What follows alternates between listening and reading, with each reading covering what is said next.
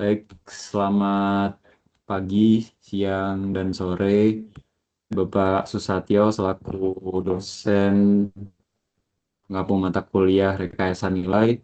Di sini kami dari kelompok 3 ingin mempresentasikan mengenai tugas besar yang setelah Bapak berikan, yaitu mengenai value improvement dari suatu barang, yang dimana barang tersebut merupakan barang yang sering kita temui sehari-hari juga, jadi pasti familiar dan kita pasti mengetahui barang tersebut kayak gitu. Nah, tugas besar ini kita mengambil produk, salah satu produk yang sering kita temui sehari-hari dan sering kita gunakan juga, yaitu pulpen. Nah, mengapa kita mengambil pulpen? Karena pulpen ini merupakan barang yang familiar dengan kita dan juga dari komponen-komponennya sendiri itu eh, tidak terlalu sulit untuk kita analisis nantinya untuk kita buat value improvement-nya seperti itu. Nah, di sini kita mengambil contoh dari pulpen Parker Jotter. Pulpen Parker Jotter ini merupakan salah satu pulpen yang merupakan pulpen mahal yang sering digunakan oleh eh, orang-orang penting atau segala macam untuk branding mereka seperti itu, dan juga sering digunakan di perusahaan-perusahaan kayak gitu. Kemudian dibandingkan dengan BIC Kristal yang merupakan pulpen biasa yang terbuat dari plastik seperti itu, yang sering kita temui sehari-hari juga dengan menggunakan mekanisme tutup. Nah, di sini sudah sangat terlihat perbedaan dari kedua pulpen ini, sehingga kita ingin menganalisis value improvement dari Parker Jotter ini menjadi BEC Crystal. Kenapa bisa cost-nya itu jauh lebih murah dibandingkan dengan Parker Jotternya. Nah, di sini saya izin untuk memperkenalkan diri terlebih dahulu. Nama saya adalah Agustinus Krisoberil Setiawan dengan NIM 21070123131071, dan juga saya tidak sendiri, saya ditemani dengan dua teman saya, yaitu ada Alfoluis Dilon Mariono dengan NIM 21070123120007, dan juga M. Zaki Alano dengan NIM 21070123140136. Mungkin boleh dilanjut. Baik, pertama-tama mungkin untuk menentukan eh, value engineering dari pulpen tersebut, kita mulai dengan pre-study activities. Nah, pre-study activities ini merupakan tahap awal yang dilakukan sebelum studi atau analisis umum itu dimulai. Tahap ini memiliki tujuan untuk memahami masalah dan juga mengumpulkan informasi awal dan menentukan ruang lingkup pekerjaannya, sehingga proses studi dapat berjalan dengan efektif nantinya. Jadi terdapat juga beberapa tujuan kenapa kita melakukan pre-study activities ini. Yang pertama itu mengidentifikasi masalah atau peluang dari perbaikannya. Kemudian yang kedua itu menentukan tujuan studi. Kemudian yang ketiga mengumpulkan data awal. Keempat itu membentuk tim studi. Yang kelima itu menentukan ruang lingkup dan batasan analisis. Nah, di sini kita mulai dengan deskripsi produknya terlebih dahulu. Di sini kita mengambil produk bolpen. Nah, produk bolpen ini seperti yang saya jelaskan tadi merupakan produk yang berfungsi untuk menghasilkan goresan atau tulisan gitu ya secara permanen pada media seperti kertas melalui penyaluran tinta dari reservoir tinta menuju ujung bola.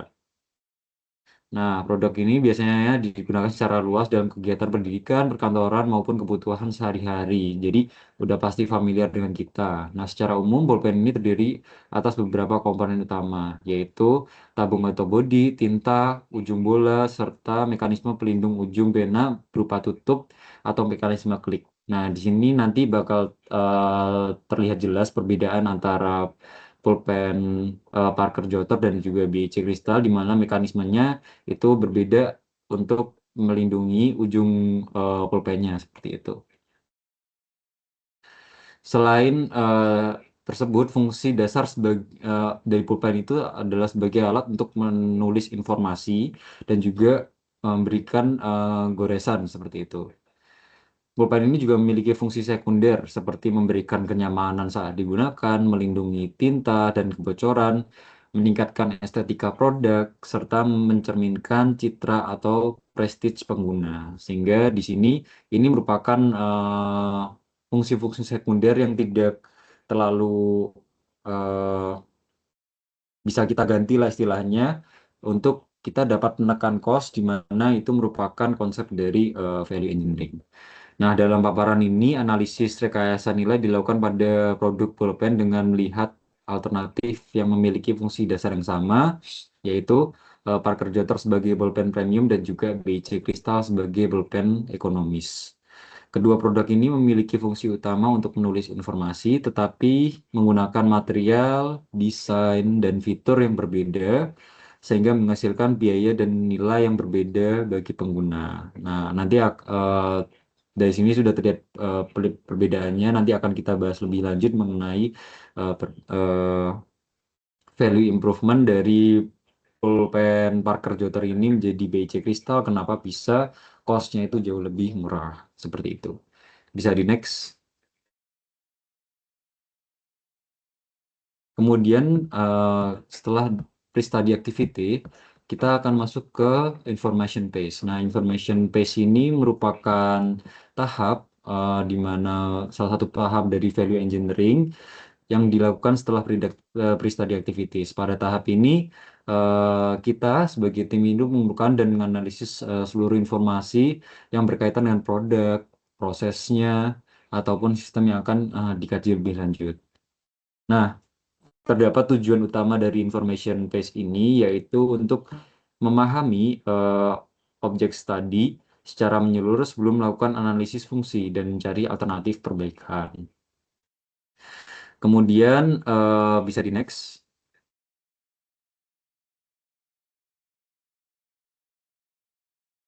Nah, tahap dari information phase itu yang pertama kita gather information atau kita mengumpulkan informasi dari produk-produk kita. Itu.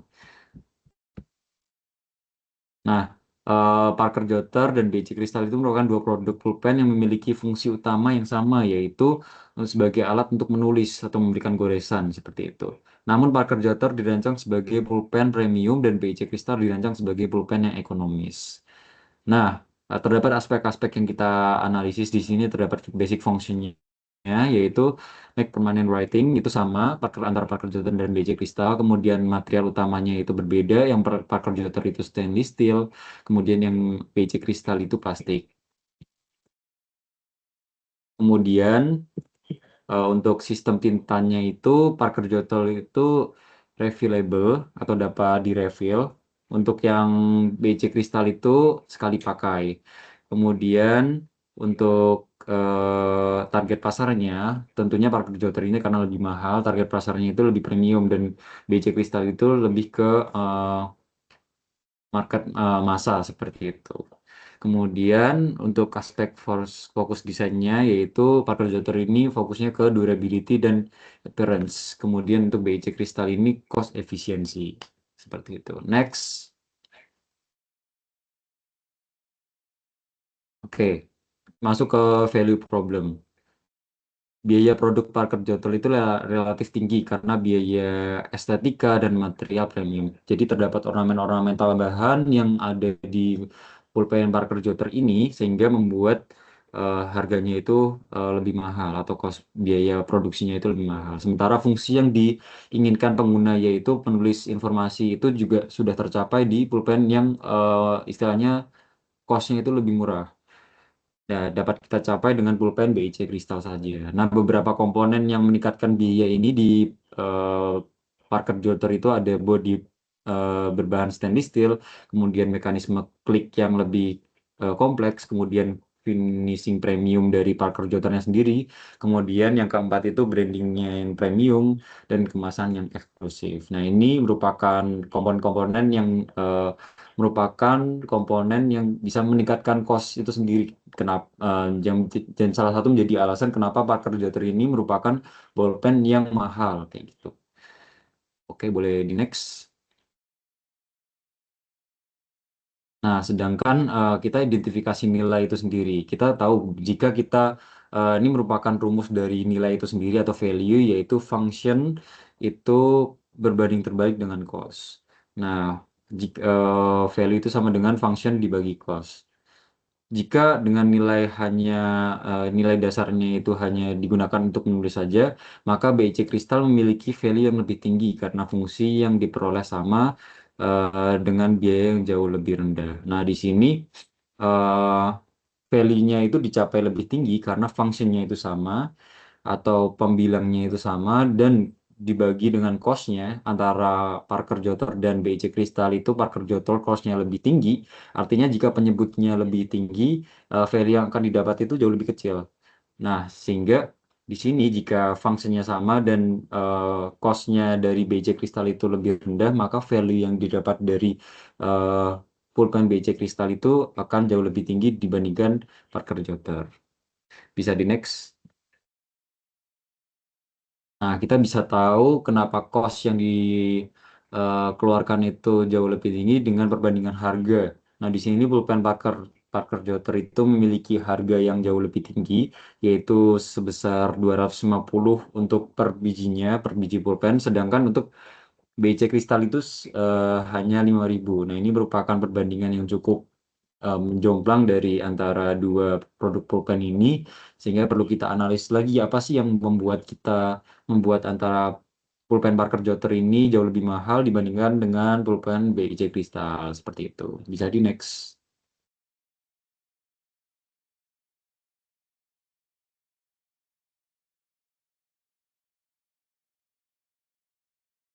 Oke, selanjutnya kita akan memasuki bagian fase untuk penjelasan dari function pulpen itu sendiri. Di bagian function phase ini kurang lebih akan menjelaskan tentang bagaimana penyusunan material dan fungsi-fungsi yang terdapat pada pulpen itu sendiri.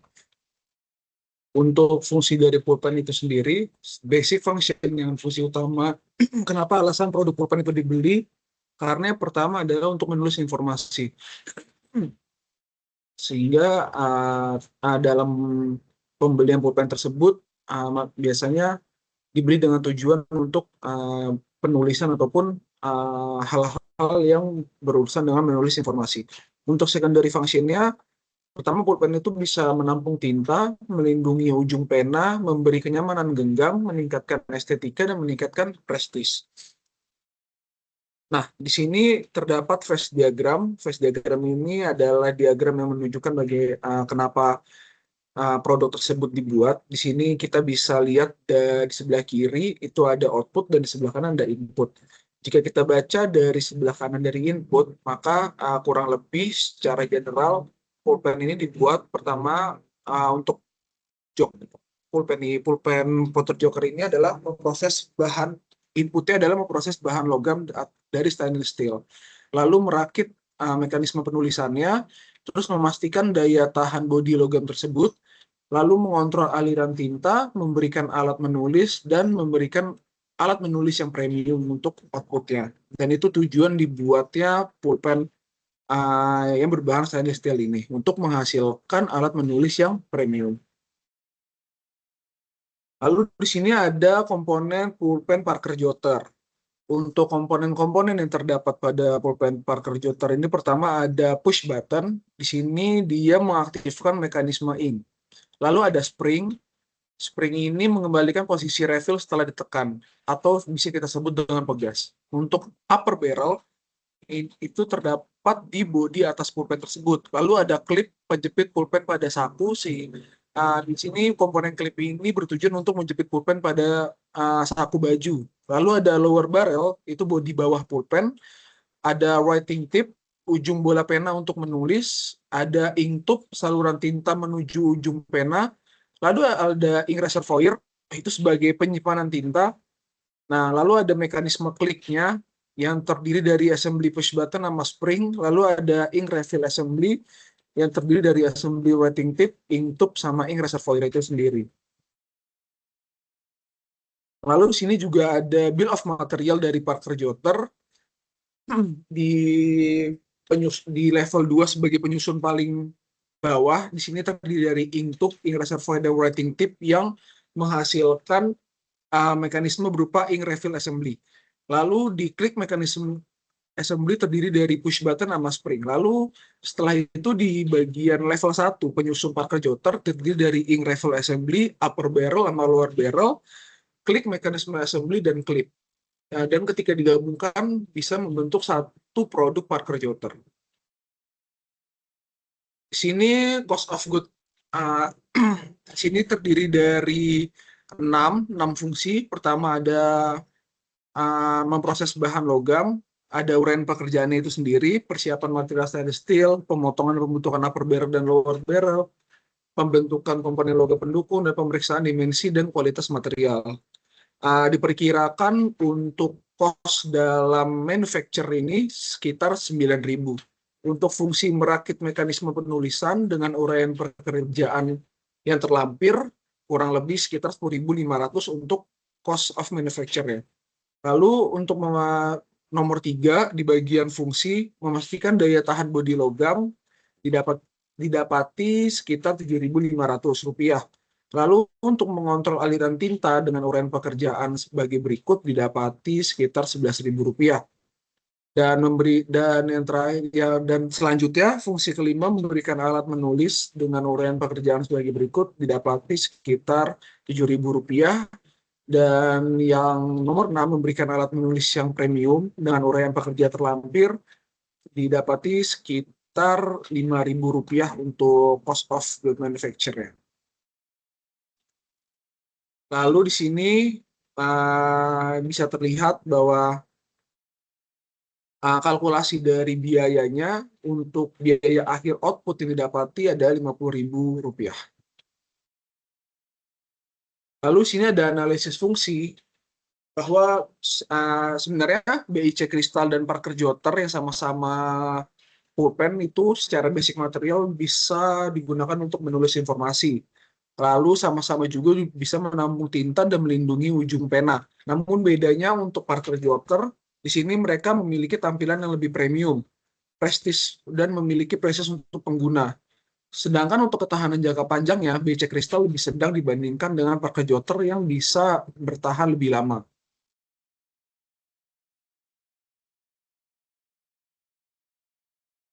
Oke, baik. Selanjutnya kita akan lanjut ke tahapan kreatif atau creative phase, di mana tahapan ini nantinya akan menghasilkan berbagai bentuk alternatif perbaikan desain yang mampu memenuhi fungsi produk dengan biaya yang relatif rendah atau minimum, tapi juga performansinya lebih baik.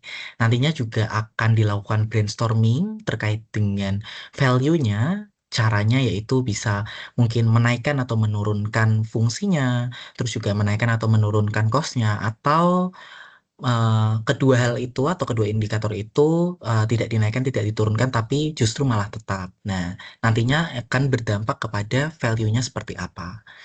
Oke, lanjut. Nah, di sini kita mencoba buat menganalisis terlebih dahulu dari komponen-komponen yang tadi sudah dijelaskan di tahap-tahap sebelumnya, bahwa terdapat beberapa komponen yang itu merupakan satuan komponen, mulai dari upper barrel hingga komponen spring. Nah, di bagian kolom nama part itu merupakan 8 jenis part yang dibutuhkan dalam menyusun pulpen. Kemudian volume pemakaiannya itu disesuaikan dengan jumlah yang tertera pada bill of material atau bagian BOM-nya itu. Kalau dalam memproduksi satu unit pulpen itu setidaknya membutuhkan satu masing-masing komponen atau part dengan harga mulai dari 20.000, mulai dari 2.000 hingga 20.000. Dan dari harga tersebut diurutkan dari harga yang paling tinggi ke harga yang paling rendah, yang nantinya akan dinilai seberapa besar material atau part komponen itu memberikan pengaruh kepada keseluruhan barang atau part, yaitu 8 part itu. Uh, Kemudian di kolom volume tahunan juga tetap sama, nilai kumulatif juga tetap sama karena volume pemakaian itu hanya berjumlah satu. Jika nantinya misalnya ada penambahan jumlah material seperti 2 atau 3, maka harganya akan dikalikan dengan volume pemakaian tersebut. Kemudian penyerapan dana ini didapatkan dari perbandingan antara nilai harga barangnya dengan total keseluruhan harga komponennya. Di mana untuk upper barrel itu sendiri itu menyerap dana sebesar persentase 25%. Dilanjutkan dengan lower barrel 22,5%, kemudian writing tip 15%, dan juga ing reservoir itu 13,75%. Dan juga untuk komponen nomor 5 sampai 8 memiliki persentase penyerapan dananya masing-masing. Kemudian untuk persentase kumulatifnya itu tinggal dijumlahkan saja mengikuti urutan yang sudah disediakan dari part 1 sampai part 8. Nah, dari persentase kumulatif yang didapatkan, prinsip dari Pareto itu adalah 80% dari seluruh item barang menyumbang atau memberikan kontribusi sebesar 80% dari total nilai seluruh barangnya. Maka dengan indikator atau klasifikasi A itu artinya barang eh, part nomor 1 sampai nomor 4 yang memiliki persentase kumulatif berada di antara 0 sampai 80%. Bisa dilihat bahwa 25%, 47%, 62%, 76% itu masih dalam rentang 0 sampai 80%. Kemudian untuk klasifikasi B itu mulai dari 80% sampai 95% persentase kumulatifnya. Kemudian untuk item C atau klasifikasi C itu mulai dari 95% atau sampai 100%. Yang artinya untuk klasifikasi A dia menyumbang 15%. Dia menyumbang 80% dari keseluruhan, item B itu 15% dari keseluruhan, dan C itu hanya 5%. Artinya klasifikasi untuk part A itu dipertimbangkan dan itu mempengaruhi atau menjadi komponen utama yang perlu dipertimbangkan. Apakah nanti materialnya akan direduksi atau akan diganti. Kemudian divisualisasikan dalam bentuk diagram Pareto, di mana garis merahnya itu menunjukkan persentase kumulatifnya dan grafik batangnya itu menunjukkan persentase nilai dari tiap-tiap part barangnya. Next.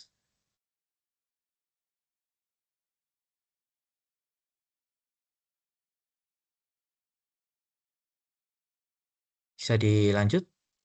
Oke. Kemudian ketika kita sudah mengetahui materialnya, komponennya seperti apa, maka ada berbagai ide alternatif atau solusi yang nantinya akan dipertimbangkan. Ada 8 solusi yang bisa dilakukan, yaitu yang pertama dengan mengganti body stainless steel dengan plastik transparan, di mana ini materialnya yang dapat dikurangi dan nantinya juga mengurangi material tapi tetap mempertahankan fungsi dasarnya. Kemudian yang kedua, mengubah mekanisme klik menjadi sistem tutup atau cap. Mekanisme klik ini yang terdiri dari beberapa komponen tadi dapat diganti dengan sistem penutup pena biasa saja gitu ya. Karena itu nantinya bisa mengurangi jumlah komponennya, kemudian biaya material untuk kliknya itu, dan juga biaya perakitannya. Karena kalau tutup tuh hanya cukup menggabungkan saja dengan pulpennya. Kemudian kalau alternatif ketiga itu dengan melakukan perubahan bentuk barrel menjadi bentuk heksagonal. Jadi yang awalnya bentuknya silinder itu dirubah menjadi bentuk segi enam, di mana nanti pun juga mengubah proses manufakturnya yang dari proses silinder menjadi proses heksagon atau segi enam. Kemudian alternatif keempat dapat mengintegrasikan klip dengan body. Klip logam yang diproduksi secara terpisah dapat digabungkan dengan body plastiknya melalui proses injection molding. Karena nantinya ini juga dapat mengurangi jumlah komponen dan biaya perakitannya. Tapi masih mempertahankan fungsi dari klip itu sendiri. Next. Untuk alternatif yang kelima, itu dapat menghilangkan ornamen dan finishing premium, di mana nanti ada berbagai elemen estetika itu yang dapat dihilangkan seperti finishing premium, uh, polishing, dan juga desain atau detail dekoratif lainnya yang mungkin dapat disederhanakan karena tidak menjadi fungsi utama dari pulpen itu sendiri. Kemudian di alternatif keenam, dapat menggunakan refill tinta yang lebih sederhana. Kemudian yang di alternatif ketujuh bisa mengurangi ketebalan dari bodinya. Ini berkaitan juga dengan penggunaan material yang nantinya dapat menurunkan biaya produksi tanpa mempengaruhi fungsi dasar dari pulpen itu sendiri, yaitu untuk menulis. Kemudian yang kedelapan dengan menghilangkan ornamen dan finishing premiumnya. Ini lebih ke melihat bagaimana tampilan luarnya nantinya dapat dikurangi. Next.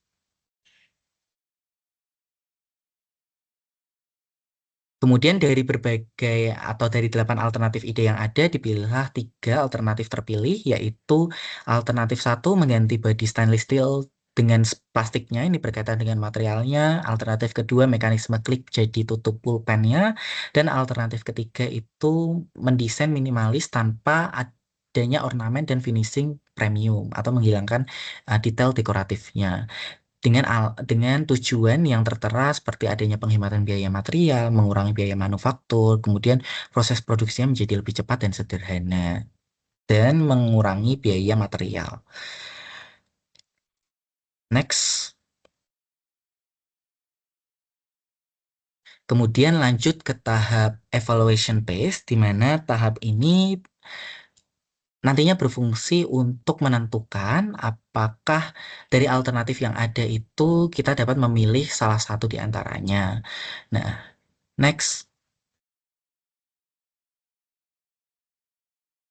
Nah, ada beberapa kriteria yang dipertimbangkan untuk nantinya memilih alternatif yang sudah saya paparkan tadi, yaitu ada 10 kriteria yang saya tampilkan dari kualitas tulisannya, kemudian kenyamanan penggunaannya, keawetan produk, kualitas material, harganya, desain tampilan fisik pulpennya, ketahanan tintanya, keandalan mekanismenya selama dia bekerja, kemudian tintanya itu mudah bocor atau tidak, kemudian apakah dia mudah untuk diisi atau tidak. Next. Nah, kemudian dari 10 atribut atau kriteria yang ada, terpilihlah 5 atribut terpilih. Nah, pemilihan ini juga dilakukan dengan suatu metode di mana tiap-tiap subjek itu memberikan skor atau bobot yang nanti totalnya untuk 10 kriteria yang tadi sudah saya paparkan itu totalnya adalah 100%. Nah, untuk pemberian bobotnya itu bebas disesuaikan dengan prioritas dan subjektivitas masing-masing. Dan nantinya di rata-rata dari tiap-tiap kriterianya itu untuk kriteria 1 sampai 10 dan dipilih 5 ranking atau 5 rata-rata yang paling tinggi. Dan didapatkan ranking pertamanya ada kualitas tulisannya, kemudian kedua kenyamanan penggunaan, ketiga keawetan produk, keempat harganya, kelima desain tampilan fisiknya, dengan nilai rata-rata dari yang terbesar hingga yang terkecil. Next.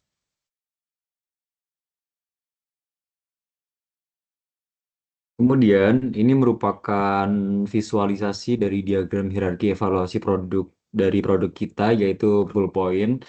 Dari kita ingin memilih pemilihan pulpen terbaik itu dari beberapa aspek yang sudah terpilih, yaitu yang pertama kualitas tulisan, kenyamanan penggunaan, keawetan produk, harga atau nilai ekonomis, dan juga desain tampilan fisik. Nah, ini merupakan beberapa alternatif yang eh, atribut untuk supaya produk yang kita hasilkan ini untuk kita dapat prioritaskan kayak gitu ke alternatif 1, alternatif 2, dan alternatif 3. Bisa di next. Mulai dari atribut yang pertama yang kita perhatikan yaitu atribut kualitas tulisan. Nah, di sini kita bandingkan dari 3 alternatif yang sudah ada yaitu mengganti body stainless steel dengan plastik. Kemudian yang kedua mekanisme klik menjadi tutup pulpen. Dan yang ketiga yaitu desain minimalis tanpa ornamen dan finishing premium. Nah, di sini mengganti body stainless steel dengan plastik itu kita namai dengan alternatif 1, mekanisme klik menjadi tutup pulpen dengan mekanisme 2 dan alternatif 2, dan juga desain minimalis itu nama alternatif 3. Nah, di sini kita memilih nih dari beberapa alternatif ini mana yang lebih penting atau istilahnya lebih condong untuk meningkatkan kualitas tulisan, apa yang harus kita improve kayak gitu. Nah, yang pertama, semisal nomor alternatif satu kita bandingkan dengan nomor alternatif satu, itu tidak bisa dibandingkan sehingga kita memberikan di situ tanda X, itu artinya tidak bisa dibandingkan. Kemudian yang kedua yaitu nomor nomor alternatif satu, kita lihat barisnya dulu, kemudian kolomnya itu kita bandingkan dengan nomor alternatif dua, itu mekanisme klik menjadi tutup pulpen. Itu kita berikan angka satu, itu artinya alternatif satu yang di baris ini unggul dibandingkan nomor alternatif dua, yaitu mekanisme klik menjadi tutup pulpen sehingga kita prioritaskan. Kemudian lanjut lagi ke kolom yang ketiga, itu kita berikan tanda O atau nol, itu artinya nomor alternatif satu itu kalah dibandingkan dengan nomor alternatif tiga, yaitu desain minimalis tanpa ornamen dan finishing premium untuk mendukung dari kualitas tulisan. Setelah kita eh, bandingkan keseluruhan, ini didapatkan nomor 2 dibandingkan nomor satu, itu dia kalah. Kemudian nomor 2 dibandingkan nomor 3 itu dia unggul, sehingga diberikan nomor satu. Nomor 3 dibandingkan nomor satu itu dia unggul, sehingga diberikan nomor satu. Dan nomor 3 dibandingkan nomor 2 itu dia tidak unggul, sehingga dia diberikan 0 atau O. Sehingga totalnya ini merupakan penjumlahan dari keunggulan dari tiap alternatifnya. Itu totalnya untuk alternatif pertama itu satu, untuk alternatif kedua itu satu, dan untuk alternatif ketiga itu satu. Kemudian untuk indeksnya itu sendiri merupakan perbandingan dari ketiganya, yaitu untuk alternatif satu itu 1/3 atau 1/3, kemudian alternatif dua itu 1/3 juga, dan alternatif tiga itu 1/3 juga, sehingga indeksnya kita dapat itu satu. Kemudian begitu juga untuk atribut kenyamanan penggunaan, kita mendapat totalnya itu yang paling besar itu di alternatif kedua, itu mekanisme klik menjadi tutup pulpen, dan urutan kedua itu mengganti body stainless steel dengan plastik dengan perolehan total satu. Bisa di next. Selanjutnya, untuk atribut keawetan produk, di sini kita juga dapati indeks dengan total satu. Seperti yang dijelaskan tadi bahwa nomor alternatif satu di sini didapati untuk alternatif 2 dan 3-nya 0, sehingga dia tidak lebih baik dari 2 dan 3 untuk bagian atribut keawetan produk. Kurang lebih seperti itu, dan di atribut keawetan produk didapati indeks berjumlah satu dengan 1/3 untuk mengganti stainless steel, 2/3 untuk mekanisme klik, dan desain minimalis didapati 0. Selanjutnya untuk atribut harga nilai ekonomis juga seperti yang tertera didapati di angka 1 juga. Selanjutnya untuk atribut desain tampilan fisik, untuk mengganti body stainless steel dengan plastik juga indeksnya 0, mekanisme klik menjadi tutup pulpen dengan indeks 1/3, dan desain minimalis atau ornamen finishing premium dapati 2/3 dengan indeks total dapati di angka 1. Kemudian karena tadi sudah diberikan pembobotan untuk masing-masing kriterianya, terpilihlah alternatif kedua. Caranya yaitu dengan memasukkan kembali nilai dari indeksnya tadi untuk tiap-tiap kriterianya dan disesuaikan dengan alternatifnya. Untuk kriteria itu ada 5, yaitu kolomnya, dan alternatifnya itu ada di barisnya. Kemudian masukkan nilai 1/3, 2/3, 0, dan lain sebagainya itu. Kemudian untuk menentukan nilai yang berwarna merah ini, sebagai contoh saja di nilai 7,67. 7,67 didapatkan dari 1/3 dikalikan dengan rata-rata untuk kriteria pertama, yaitu 23. 1/3 dikali 2/3, yaitu menghasilkan 7,67. Begitu juga yang lainnya dikalikan dengan rata-rata dari kriteria masing-masing. Dari penentuan nilai yang berwarna merah tersebut, kemudian dijumlahkan, didapatkan untuk alternatif pertama, jumlahnya 28,22, alternatif kedua 42,11, dan juga alternatif ketiga 14,33. Yang mana nilai paling tinggi merupakan nilai dengan value improvement yang paling baik, dan yang terpilih merupakan alternatif kedua, yaitu mengganti mekanisme klik menjadi tutup pulpen karena dapat mendapatkan skor yang paling tinggi. Metode ini memastikan pemilihan alternatif dilakukan secara objektif, walaupun terdapat unsur subjektivitas dari tiap-tiap responden yang memberikan, tapi juga terukur berdasarkan prioritas kebutuhan yang ada.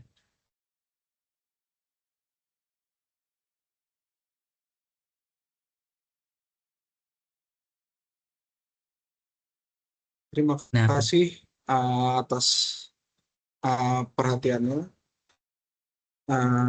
Sekian kami dari kelompok 3 dengan anggota Gus Dilon dan saya sendiri Alano. Terima kasih sudah mendengarkan. Assalamualaikum warahmatullahi wabarakatuh. Selamat pagi, siang, dan sore.